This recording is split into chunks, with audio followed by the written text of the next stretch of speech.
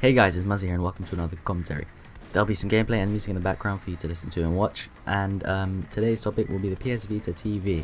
So a few days ago at Sony's pre-TGS games conference, they announced a couple new things: the PS Vita TV, which I'll be talking about today, and a new Vita, as well as some other stuff I don't know. So what is the Vita TV? First and foremost, it's a set-top box, but it does a lot more than that. It's about $100, and well, they'll cost like £90 for some stupid reason. And you can watch TV on it. You can stream from Netflix. You can like stream from Hulu and stuff like that.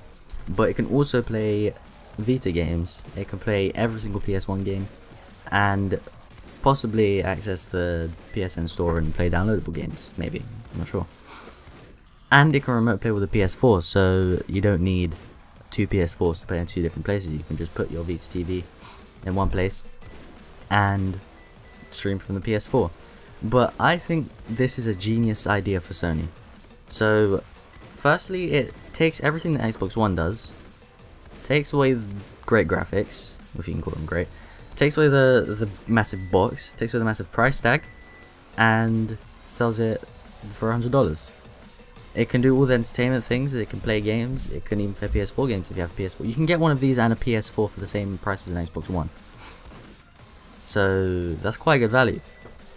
And it gives the people, like, it costs $100, so it jumps right in there where Apple TV is and the Roku box and whatever they're called, and all the media player boxes.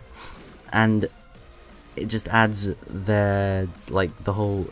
It's a great idea from Sony to take over the living room, as Microsoft been trying, because the problem with the Xbox One is that it's a bit expensive for. It's way too expensive for a home entertainment system, and not a games console. So it removes that whole games console part, and adds the whole entertainment thing, and it just makes it a lot better.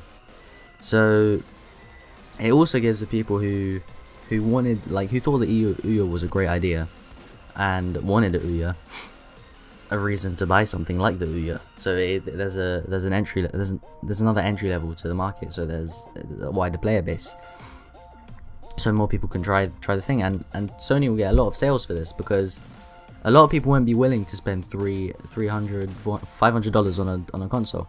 So they'll just buy one of these. But I think the biggest thing it does is that it gives people more platforms to play Vita games on. So at the moment, the only thing to play Vita games on is the PS Vita, obviously, and not many people have a PS Vita, so not many developers are developing for the Vita. That's why there aren't many good games. But it's kind of like a catch-22 situation, because people aren't buying the Vita because there aren't any good games. It's like the Wii U as well. If there are no good games, then what's the point in buying the console? Like, the reason the PSP was so successful because of all the piracy. You could hack it to death, but you can't do that with the Vita. So they're just relying on their game lineup, which is fairly weak. There isn't really anything on the Vita that you have to play. Like, there might be Persona 4 or something, but that's not for the Western market at least, that's not a system seller.